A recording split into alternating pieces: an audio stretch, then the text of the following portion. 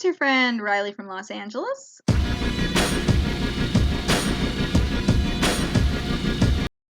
First thing, I'm dressed kind of businessy today, business casual. Just like a grown-ass woman today with my cute little kawaii necklace. Just like a grown-ass woman today because I had to do a Skype call with a client and I had to look a little bit professional. Like I don't just sit around in band t-shirts and pajamas, which is what I usually do.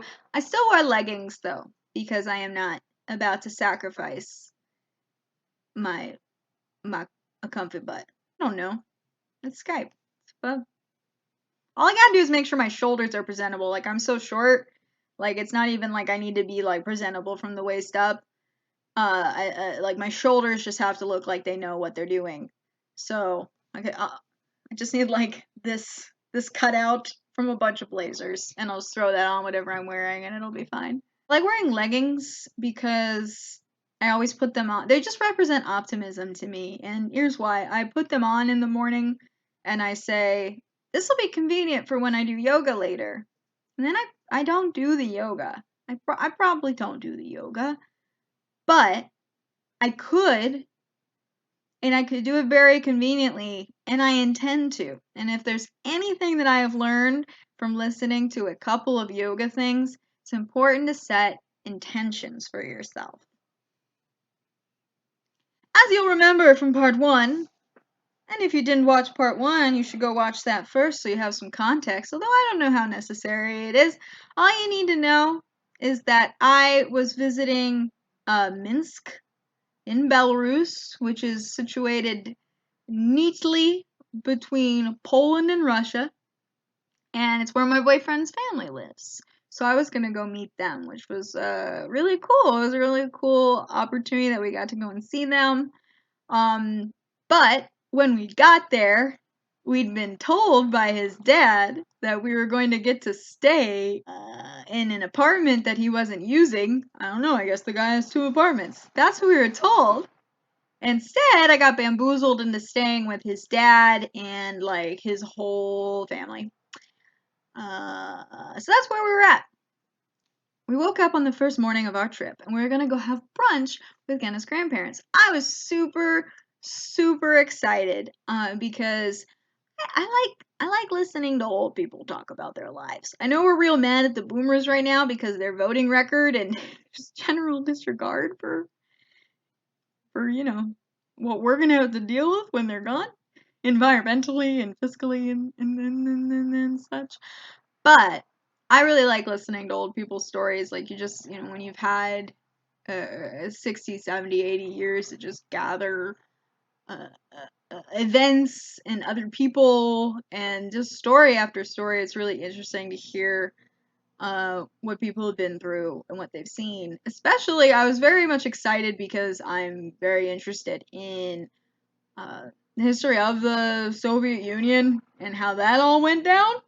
So I was very excited to talk to his grandparents. I wasn't going to be pushy. I'm not an investigative reporter, but I found that it is harder to get an elderly person to stop talking about their past and their memories than it is to get them to start.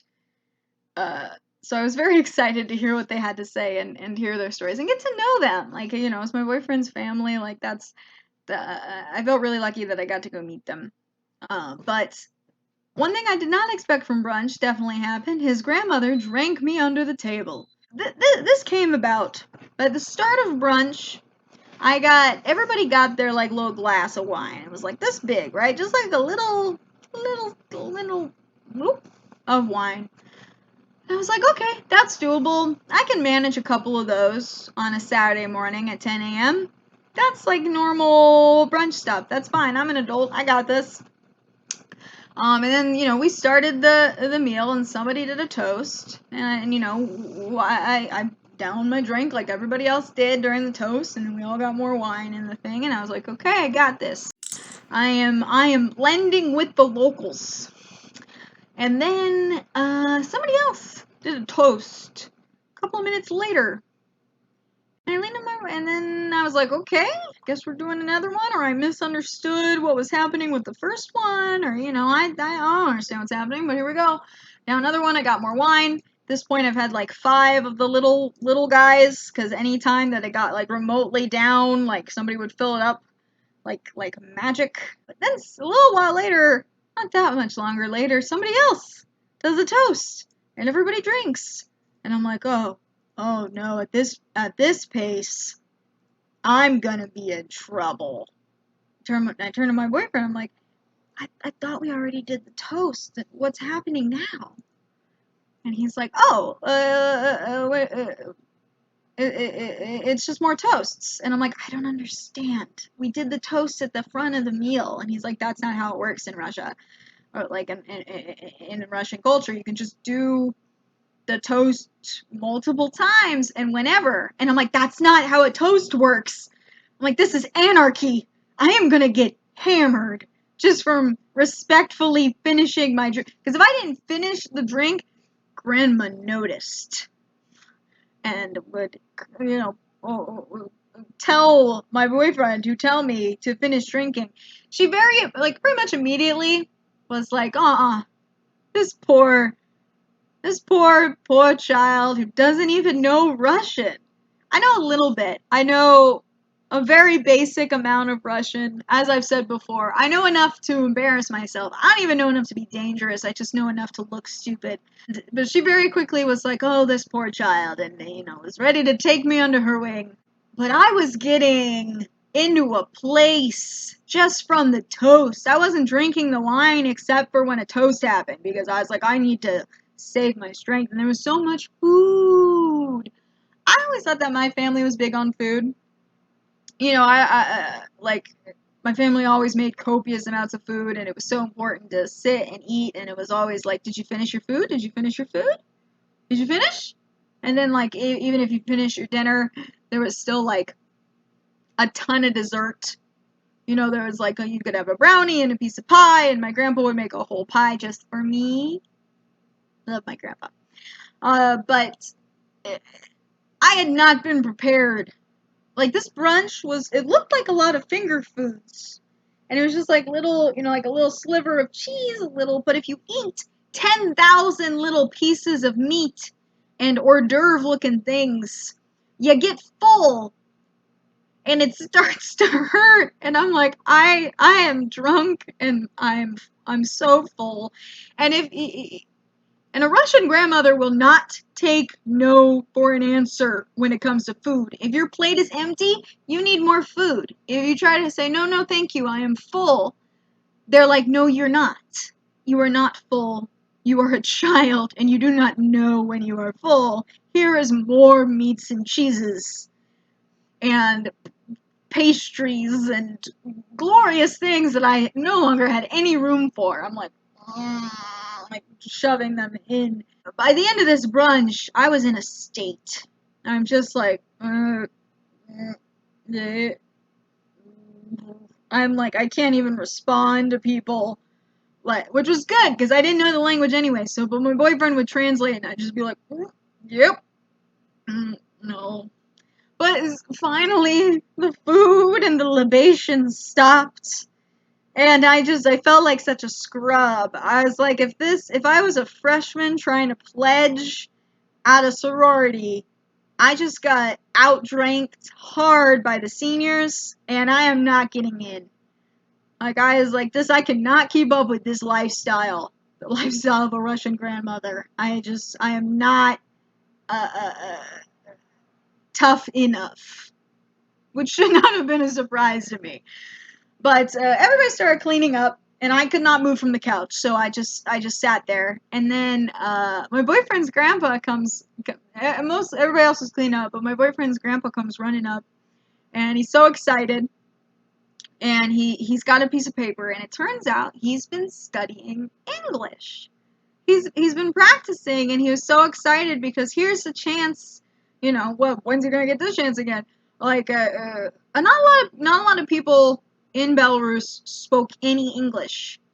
A lot of places that I'd been thus far, well, I guess I'd literally just been to England and Paris, so maybe I shouldn't have been so shocked.